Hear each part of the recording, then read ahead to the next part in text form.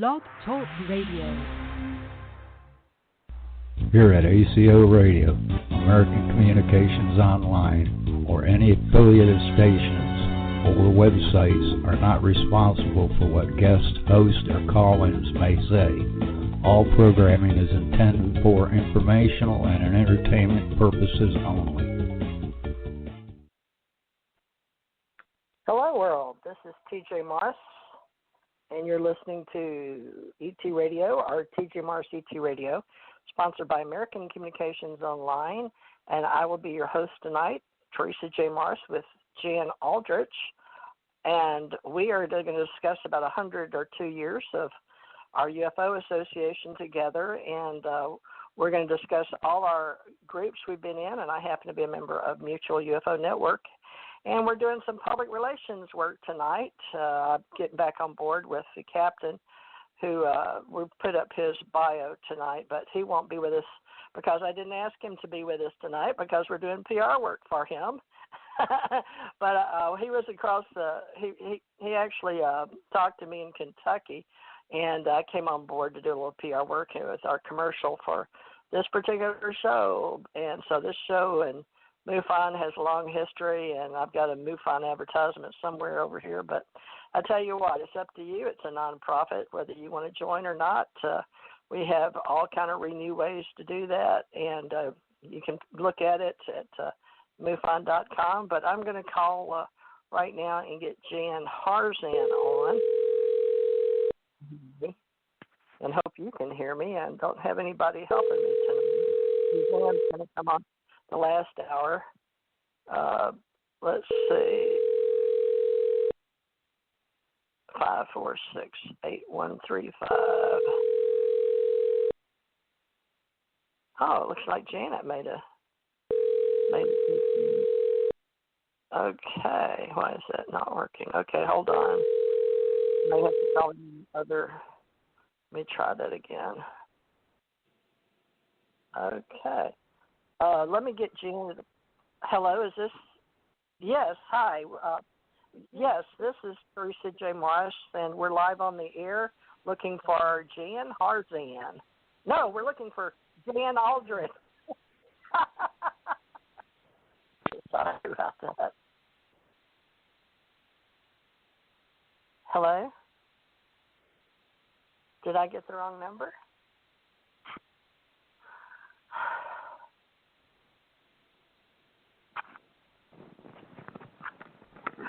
Janet, can you hear me?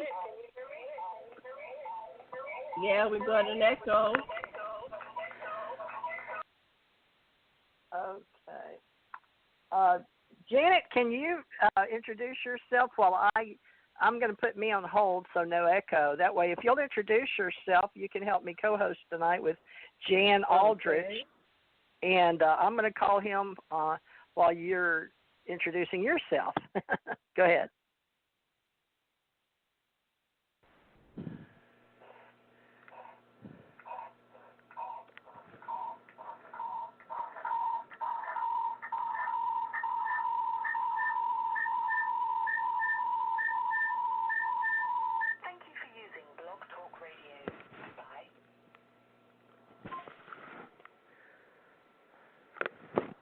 Well, this is interesting. I talked to several people in the UFO secret space tonight that I didn't know I was going to do because my phone crossed over into our group call, and I'm not sure what's going on these days because I zinc everything, so I apologize to everybody. But I'm going to check this number right here with Jan, 860-546. 9135. Oh, hi, Jan. Let me call you back. I was verifying the phone number, okay? Okay, I'll call you right back. Okay. Now, let's see. Okay. Goodness sakes. This has been a day, folks. Trying to be human. All right. Let's see if we can be human here. Janet will have to call back in because she got cut off. I'm not sure. We're having all these crossovers. I talked to, let's see, dial. Is that happening? Well, let me try it again. I'm sorry, folks. I'm doing something that shouldn't be that hard. I guess I have to hang. I hope he knows I'm hanging this one up. Now let's try to call again. Dialing. Let's see if it'll dial.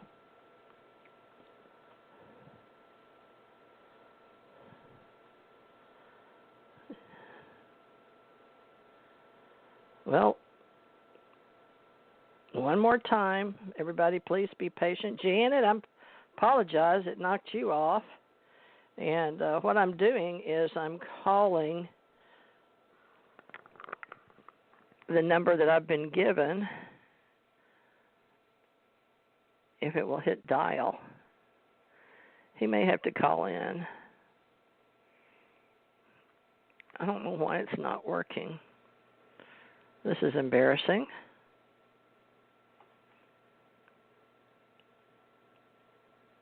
It says it's dialing.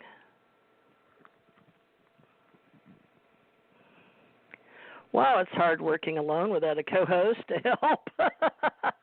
I'm trying to do several things here at one time, and I don't know why it won't dial. Okay, because we're on the show, apparently, and I had called in and got a whole bunch of people. Earl Gray with Mutual UFO Network out in California, he just had a knee operation, and so he's recuperating. So, I would have had him on tonight helping. But I'm punching the button. Let me see, dialing. Maybe I'll have to put it in again. I hate this, but I've got to get connected to Jan, and I don't know why it kicked Janet off because she was on here. May have to refresh my screen. There it goes. Hello? Oh, good, finally.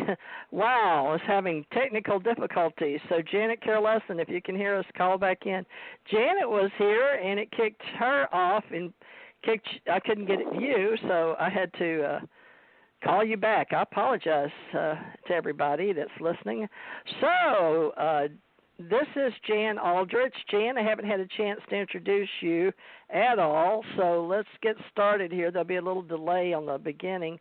If you want to introduce yourself, I know you've got 50 years between the U.S. Army and the U.S. Post Office in service, and we're going to talk a little bit about your history and all these groups, NICAP and CUFOs and MUFON and UAP Associates, which I've got now, and all of them together, including with Janet Lessin, who I knocked off, so she may be coming back on here in a few minutes with the ACO. So tell people a little about who you are and why you would be interested in helping us do public relations work for the UFO associations of all the groups, if you don't mind. Well, here's I've been interested in UFOs since I was about 15, so that's almost 60 years now. So that's a long time. And right after I got interested, I started collecting stuff too. So I spent 25 years in the Army as a supply, then meteorology, intelligence and security, and personnel. I was enlisted master sergeant that was a assistant adjutant, which is like rare as hen's teeth. They don't usually appoint adjutants that are enlisted. And then finished off as about my last 10 months or so as safety in an organization commanded the Southern European Task Force in in Italy, commanded by a 2-star general, so I was the safety officer for that outfit. After that, I came back to the United States. I went to work for the post office after a few years and worked for them for 25 years. And I'm now retired from that, so now I'm doing UFOs full time. And believe me, it is a full-time job as far as what we're doing now. I do have a website. Kind of been neglected for the last year or so, but I hope to put up something there that will tie everything that's on the site together in some kind of a more or less historical outline. I have a degree in history, so I'm interested in the UFO history. And even if you don't have,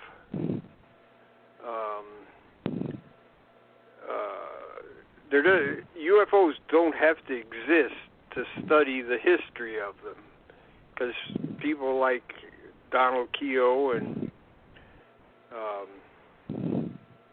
Walt Andrews, they exist, and they were interested in UFOs. So it's possible to study history of something that many people think that doesn't exist, but there is a history of the people that have been interested in it. So that's one of my interests, is the history. I'm also interested in looking for patterns and other things regarding UFOs, and preservation is one of my top thing. And so for the last several years, I've been scanning what I've collected over the last 50 or so years. And it's not going too well. It's going slow. So I may run out of lifespan before I get it all scanned. However, another project we're working on is scanning the CUFOS files, the Center for UFO Studies in Chicago. And the CUFOS, they have a number of other UFO organizations that don't exist anymore. They have their files. So NICAP,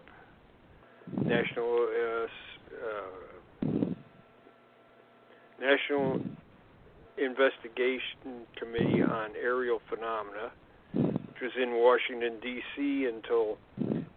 from 1957 till 1980. Predecessor organizations were Civilian Saucer Intelligence in New York, which existed from 52 to 1960 about. One of the first organizations, and which was noted by Life magazine, so they got a lot of publicity, and because of that, they got a lot of sightings. Civilian Saucer Investigations in Los Angeles.